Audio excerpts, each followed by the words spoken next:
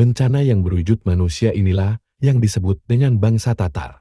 Mereka yang melancarkan serangan seperti badai ganas yang meluluh lantakkan manusia, sekaligus negeri mereka. Dan benar, pada tahun 656 Hijriah inilah kehilafahan Baghdad jatuh ke tangan Tatar. Gambaran api Hijaz 654 jam. Dalam deskripsi hadits di atas, Rasulullah Shallallahu Alaihi Wasallam menjelaskan bahwa api yang sangat besar akan muncul dari negeri Hijaz. Dan karena sangat besarnya api ini, sampai-sampai sinarnya pun dapat dilihat dari negeri Syam bagian selatan. Hal ini menunjukkan sejauh mana api tersebut dapat dilihat pijarnya. Para ulama abad ke-7 Hijriah atau yang melihat secara langsung peristiwa tersebut menyebutkan atau memperkuat penggambarannya bahwa peristiwa ini memang benar-benar terjadi. Berikut ini kami sebutkan beberapa di antaranya. Imam An-Nawawi mengatakan, peristiwa ini telah disepakati oleh penduduk Syam dan disaksikan oleh banyak orang secara langsung.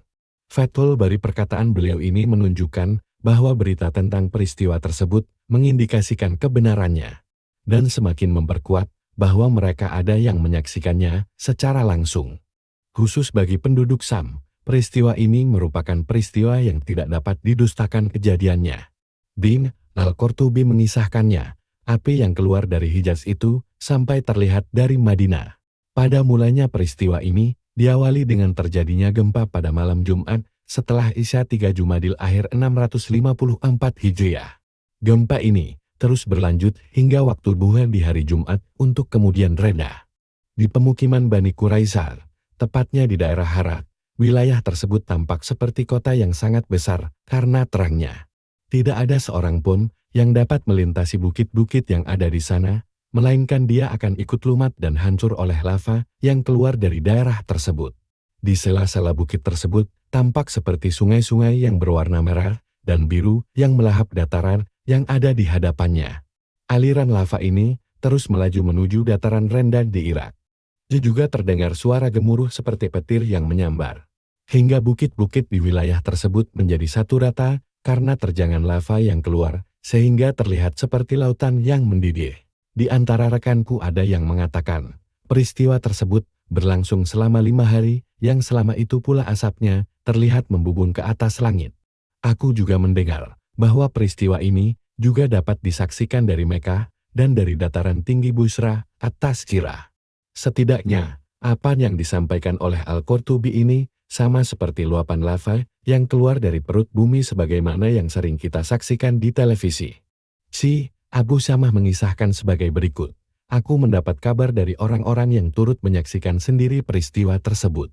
Dan mereka adalah orang-orang yang aku percayai beritanya, bahwa pijar apinya dapat dilihat dari daerah Timah, dari beberapa catatan.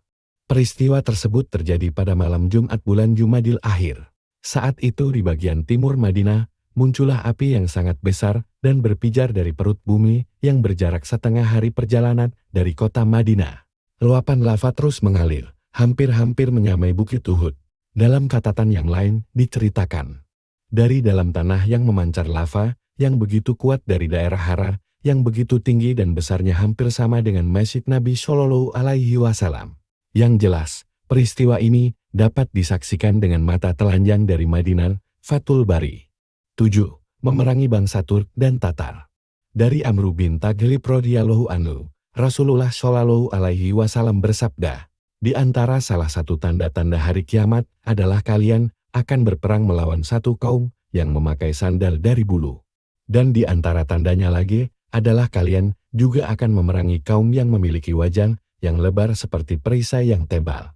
Dalam riwayat yang lainnya juga disebutkan, hari kiamat tidak akan datang sehingga umat Islam memerangi kaum Turk, yaitu satu kaum yang wajahnya seperti perisai lebar yang tebal. Mereka memakai pakaian dari bulu dan berjalan dengan sepatu bulu. Hair Al-Bukhari, Al-Jihad wa As-Sa'ir, Hadits No. 2927. Keterangan, memakai perisai tebal yang terbuat dari bahan kulit. Sedangkan yang dimaksudkan di sini adalah wajah mereka seperti perisai yang ditutupi kulit tebal. Hal ini sebagaimana yang sering digunakan dalam pemakaian ungkapan berikut.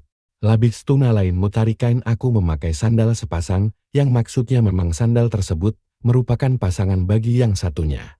Al-Baidawi berkata, wajah mereka diserupakan dengan perisai karena begitu keras dan bentuknya yang oval. Sementara persamaan mereka dengan baju kulit tebal, karena kulit mereka yang tebal dan banyak dagingnya. Ator, satu kaum yang konon mereka adalah keturunan Yafits. Ada juga yang mengatakan, mereka ini adalah Bani Kantura. Sedangkan Kantura adalah budak wanita dari Ibrahim alaihi salam yang menurunkan bangsa ini. Pendapat yang terakhir ini diakui kebenarannya oleh beberapa ulama, namun Ibnu Atsir malah menafikannya. Dalam pandangan kami, Bani Kantura amat jauh kemungkinannya jika mereka disebut sebagai bangsa Turk. Terkait tempat mereka berasal, umumnya para ulama menunjukkan dari daerah Khurasan, satu kawasan barat dari daratan Cina yang bersambung dengan daratan India bagian utara. Sebagaimana yang disebutkan Ibnu Hajar, daratan inilah yang menjadi tempat berdomisili bangsa Tatar. Namun yang benar, bangsa Turk dinisbatkan kepada orang-orang yang berdiam di balik pegunungan Kaukasus. Dengan pengertian seperti ini, berarti sekarang ini mereka adalah orang-orang yang mendiami sebagian besar benua Asia. Namun demikian, berbagai indikasi yang diberikan oleh beberapa hadits lebih menyasar kepada dua bangsa, yaitu Mongol dan Tatar. Adapun dalam pandangan kami, isyarat yang disampaikan oleh hadits lebih mengacu pada beberapa peristiwa dan bukan hanya terfokus pada satu peristiwa tertentu saja.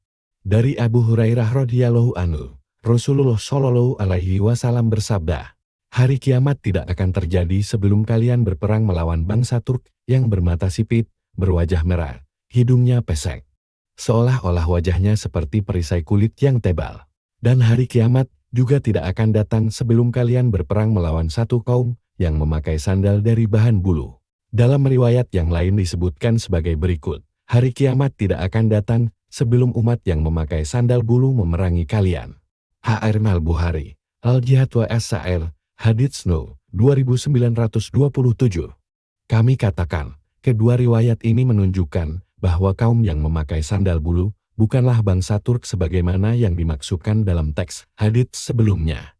Tetapi yang lebih benar hadits tersebut mengisyaratkan akan adanya dua peperangan melawan dua golongan yang berbeda. Ibnu Hajar memperkirakan bahwa maksud dari kaum yang memakai sandal bulu ini adalah Babik, tokoh Sindik yang memberontak kepada dinasti Abbasiyah pada masa pemerintahan Al-Makmun dan Al-Mutasim. Kelompok Babik ini bersarang di daerah yang terbentang antara Azerbaijan dan Aran, sebelah utara negeri Persia, beserta komplotannya. Babik menghalalkan berbagai larangan agama yang dalam hal ini mirip sekali dengan aliran Mazdakiyah. Ajaran mereka ini berkembang di dataran tinggi Asbahan, Masabzan, dan Hamzan. Dalam serangan yang dilancarkannya, Babik berhasil menguasai daerah-daerah sekitarnya, seperti Tabaristan dan Arai, kemudian membuat berbagai keonaran di dalamnya. Akhirnya pemberontakan mereka ini dapat dipadamkan pada masa Al-Mutasim, setelah kedua pihak terlibat pertempuran yang banyak menelan korban. Babik beserta kelompoknya inilah yang dimaksud sebagai orang-orang yang memakai sandal bulu dan mantel bulu. Besar kemungkinan yang demikian itu disebabkan karena iklim daerah tersebut, yang terdiri dari kawasan pegunungan yang diselimuti salju, memang sangat cocok dengan memakai pakaian tersebut. Sehingga pencirian ini sangat sesuai dengan kebiasaan mereka ini. Dari dua redaksi hadits ini, apa yang dinyatakan oleh Ibnu Hajar ada benarnya juga. Maksudnya kawasan yang mereka diami, serta kebiasaan mereka memang cocok dengan kriteria hadits di atas. Dengan demikian, besar kemungkinan bahwa mereka yang mendiami kawasan tersebut bisa disebut dengan bangsa Turk, atau yang lebih dikenal dengan sebutan kaum yang memakai sandal bulu. Dari Abu Hurairah radhiyallahu anhu, bersabda Rasulullah shallallahu alaihi wasallam, "Hari kiamat tidak akan terjadi sebelum kalian memerangi daerah Haus dan Karman yang termasuk negeri asing bukan Arab. Mereka ini adalah orang-orang yang berwajah merah, hidungnya pesek, dan bermata sipit. Seolah-olah wajahnya seperti perisai kulit yang tebal dengan memakai sandal yang terbuat dari bulu." H.R. Al-Bukhari, Al-Manaqib, Hadits No. 3590. Kosakata asing. Haus dan Karman, dua kawasan yang terletak di luar kawasan Arab. Karman adalah satu wilayah yang cukup dikenal dan terletak antara Khurasan dan Samudera Hindia. Adapun Haus adalah daerah yang terletak di Irak, yang ditinggali oleh suku-suku non-Arab. Kemungkinannya, daerah ini terletak dekat dengan Laut Kaspia. Kami katakan, dari redaksi hadits ini, dapat diketahui bahwa maksud dari memerangi bangsa Tur adalah sebuah peperangan yang akan dialami oleh kaum muslimin. Melawan orang-orang yang tinggal di balik pegunungan Kaukasus serta orang-orang yang serupa dengan mereka di kawasan dunia timur. Dengan demikian, hadits-hadits tersebut menunjuk pada beberapa peperangan dan bukannya satu peperangan tertentu. Dari Abu Hurairah radhiyallahu anhu, Rasulullah Shallallahu alaihi wasallam bersabda, pasti Dajjal akan turun di daerah Haus dan Karman di antara 70.000 orang pengikutnya. Wajah-wajah mereka seperti perisai yang amat tebal. Hr. Ahmad, Baki Musnad Al-Mukatsirin, Hadits No. 8474. Kami katakan, hadits ini mengisyaratkan bahwa sebagian pengikut Dajjal ada juga yang bercirikan seperti bangsa Tur. Setelah memperhatikan hadits-hadits yang menyinggung awal kemunculan Dajjal, dapat diketahui bahwasanya dia akan muncul untuk pertama kalinya di pesisir Laut Kaspia atau lebih tepat di daerah Asbahan dan sekitarnya. Ciri-ciri fisik ini memang tepat sekali dengan orang-orang yang tinggal di kawasan tersebut. Di samping itu, hadits ini juga mengisyaratkan bahwa jumlah pengikut Dajjal sebanyak 70.000 orang. Hadits-hadits yang lain juga diterangkan bahwa jumlah pengikutnya sebanyak 70.000 orang yang terdiri dari kaum Yahudi Asbahan yang memakai jubah tebal dan banyak sulamannya. Pertanyaannya, apakah mereka ini yang dimaksud dalam hadits tersebut? Jawabnya, kemungkinannya sangat besar, sebab hadits ini menjelaskan ciri khas mereka yang kelihatan. Sedangkan dalam hadits yang lain juga disebutkan agama mereka. Tentunya setelah menyisihkan dogma Yahudi yang mensyaratkan agama Yahudi hanya untuk keturunan asli Yahudi. Dalam hadits di atas juga disebutkan bahwa Dajjal akan turun di daerah Haus dan Karman.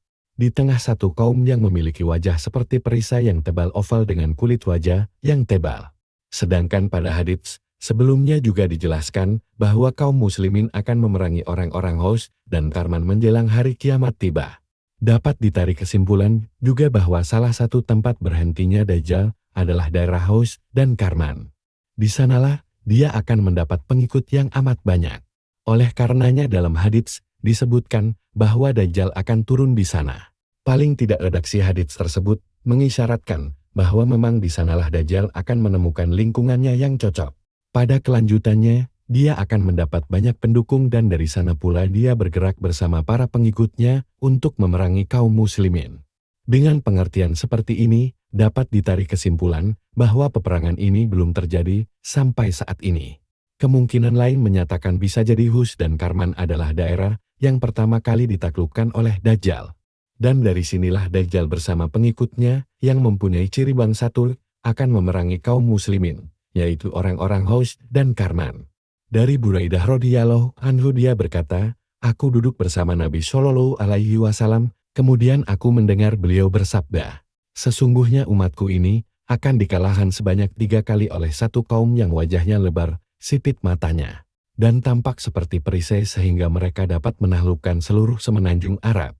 Pada serangan pertama, orang yang melarikan diri dari serangan mereka adalah mereka dapat menyelamatkan diri. Pada serangan kedua, sebagian mereka ada yang selamat dan ada juga yang terbunuh.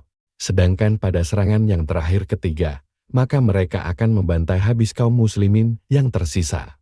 Para sahabat bertanya, wahai Nabi Allah, siapakah mereka itu?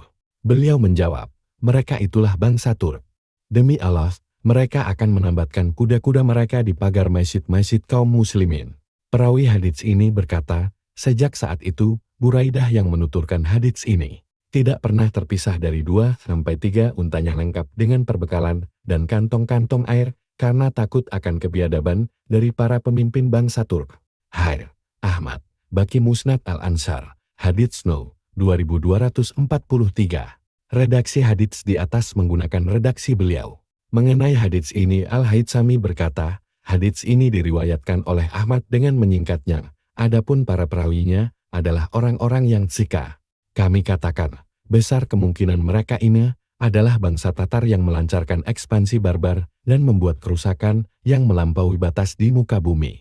Mereka bergerak dari dunia timur dan terus merangsek ke barat, hingga berhasil meruntuhkan kekhilafahan Abbasiyah pada tahun 654 Hijriah. Al-Qurtubi dan yang lainnya mensinyalir hadits inilah yang menunjukkan ekspansi bangsa Tatar ke negeri Islam.